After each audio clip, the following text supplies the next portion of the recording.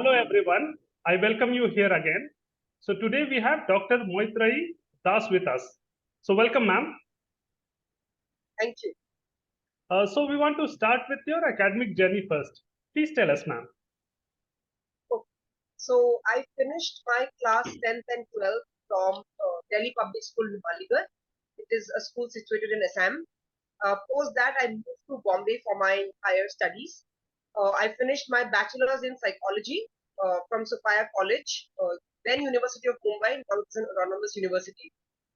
Then I did my master's in applied psychology with a specialization in industrial psychology from University of Mumbai. And after that, I moved on to the Tata Institute of Social Sciences, popularly known as TISS, Bombay, for my MPhil and PhD. And I completed my MPhil and PhD in Management and Labor Studies. While I was doing my master's and MPhil and PhD, I also happened to finish a lot of diploma courses. So I finished close to 5 diploma courses, and I am currently on my 21st certificate course because I love learning and I keep pursuing these courses as and when I get time. And right now, as an assistant professor of psychology at Flame University. So this is all about my academic journey, Assam to Bombay and now. Okay, that's wonderful. Because very few people, scholars while doing their PhD, they also pursue diploma or certificate courses. So this is very unique thing which you shared today. So you wanna tell something more about it? About Right, right. the So certificate courses and all? absolutely, sir. Thank you for asking. So what happened when I was doing my bachelor's? When I was pursuing my bachelor's, in the final year of my bachelor, I could not give my exams, my final exams during the March time because I got sick. So I had to give that exam in October, which meant that I lost a year in joining the master's program. And I didn't just want to sit at home, right? So I thought, how can I use up my time better? So then I enrolled in certificate course in industrial management and marketing management from the Wellington Institute of Research and Management, Mumbai. It is very popular. And I started doing some certificate courses. Once I did that in 2013, I really enjoyed it. Then from certificate course, I moved on to a diploma course. And over the years, since I really enjoyed doing this, I started doing courses in different fields of interest. So I have completed a diploma in industrial management, a diploma in analytics, a diploma in Buddhist psychology, criminal psychology, and also I did multiple certificate courses, which I still do. Just a month back, I finished a certificate course in the QPR Gatekeeper Suicide Prevention Program from SBI of Bangalore. And then you realize, that learning is never ending, sir. The more you learn, the more you know that there is so much to know. And that's how the journey continues. So Yes. while I was doing started from bachelor's, but while I was doing my master's, MPhil and PhD, some of the other course I used to keep doing. And I'm still doing now when I get time for my teaching and research. Okay, that's very wonderful and very new thing that somebody is sharing. Because lot of the most of the time, lot of scholars, they're busy in their research work or maybe publishing their research work, so they do not get time most of the time. It's like that. The first time somebody is sharing that they are, equally, getting knowledge from the certificate courses. This is very wonderful. So, ma'am, do you wanna share something about your PhD life since you have already completed PhD? You wanna share something interesting? Absolutely. So I finished my MPhil and PhD in the Tata Institute of Social Sciences, Bombay. 2015, 2017, I did my MPhil. 2017-20 was my PhD program. When I had a wonderful PhD research supervisor, Professor Sasmita Palo. I hope she watches this video, and through this platform, I would like to tell her that she has been a great mentor, a great well-wisher, and of course, she's my lifelong mentor. Every now and then, I'm in touch with her, and we are always, discussing about our next paper, our next work. So I really, really feel so lucky and blessed that I got a research supervisor like Sasmita Palo. A, and B, PhD journey and research journey per se can be very isolated. Hmm. People who are doing PhD, they will realize this and they will agree with me. It is not like your school time or college time where you have a group of friends who are attending the same class, the same assignment. You are mostly on your own, and probably the person you might meet the most is your research guide. So it becomes very important that you develop a community. You have a set of friends, you have a set of people with whom you can share your problems, be it academic, professional, or personal problems. And secondly, it's very important as a research student that you're in touch with your research guide. Just make sure that you update your progress with your research guide, even though you feel that you're lagging behind. You may not have done the homework that they have told you. You may not have read enough research papers, but just make sure that you're on the same page so that your research guide knows what you're up to. And if there are some problems, please discuss with your research guide, communicate with them so that together you all can find a solution. Because we people say that PhD takes 3 years, 4 years, 5 years, 6 years. There is no such timeline. Hmm. Different factors affect us when we are doing a PhD program. The personal factors, other reasons, right? And the timeline that is expected or we have in mind always may not be fulfilled. And we tend to get demotivated. कि अरे यार सोचा था 3 साल में हो जाएगा, अभी तो 5वां साल है, 6वां साल है, 7वां साल है, होगा या नहीं. Many people leave it because they want to start earning actually, or they are really demotivated. So it's very, very important that you have a set of community, a set of friends with whom you can talk, and share your problems. A, B, always be in touch with your research guide. Know that you should update them. C, have a life outside research. Make sure that you continue, pursuing some hobbies, do things that you like. Your entire life cannot be around research. Then it will get very frustrating. You need to also kind of, have a space and a breather for refreshments other than research. These are the two things I followed, and I think that really helped me finish my PhD in a timely manner. Okay, okay, that's wonderful. So, ma'am, a lot of scholars, approach the quantitative approach. Some go for the qualitative approach. So, which method is good as per you, ma'am? Which method you applied in your research, qualitative or the quantitative one? So let me tell you that I applied mixed method.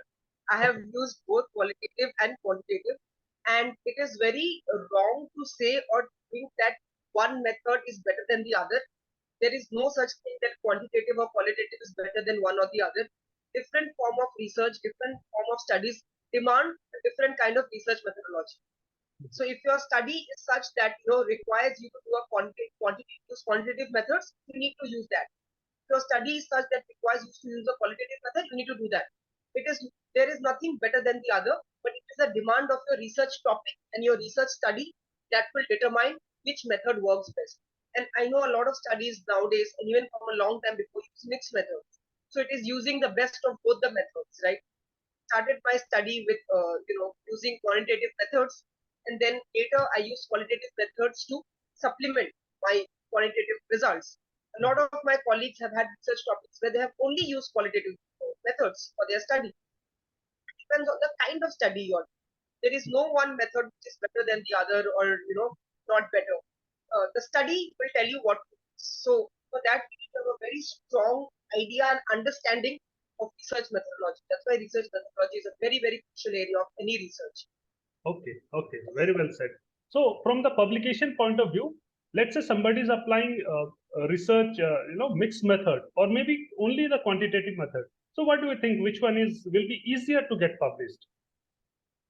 Any experience or any idea you want to share? Right. Of course. So easier to get published. Again, a difficult question because publication itself is a very tricky game. It depends on which journal you're sending to, what is the rank of the journal, what is the acceptance rate of the journal. So when we choose any topic to work on, we also need to kind of see when we are trying to publish which journal has a scheme similar to ours, right? Because it's very important to select the right journal. You can't do a paper in any journal. You have to select the journal that aligns with your work, and then accordingly see what the journal demands, what are the alignment of the paper like. And I think if it is a good study, with all the necessary research methods in place, then the chances of publication would definitely be high. Of course, different journal has different demands, different editorial team have different demands, but at the end of the day, a good study is a good study. The correct research methodology used, the correct research design used, the correct research style used will all lead to publication sooner or later. It might lead to revisions, but there's a good chance that your paper will eventually get published in a good journal.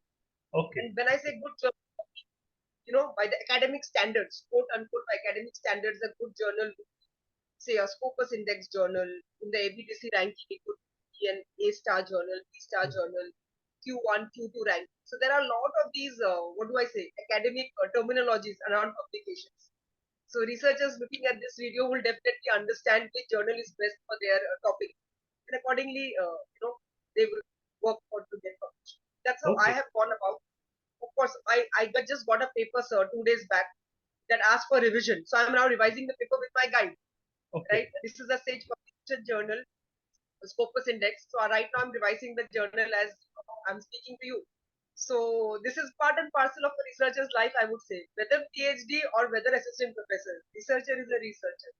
Yes, absolutely, absolutely. So since ma'am is already working, she has already completed her PhD journey. So just want to know which kind of quality, which kind of achievements an a university or institute look from a fresh PhD candidate. Right. So I'm working as an assistant professor of psychology at Dame University. So what is the requirement of the UGC? The UGC assistant professor position needs to have, right?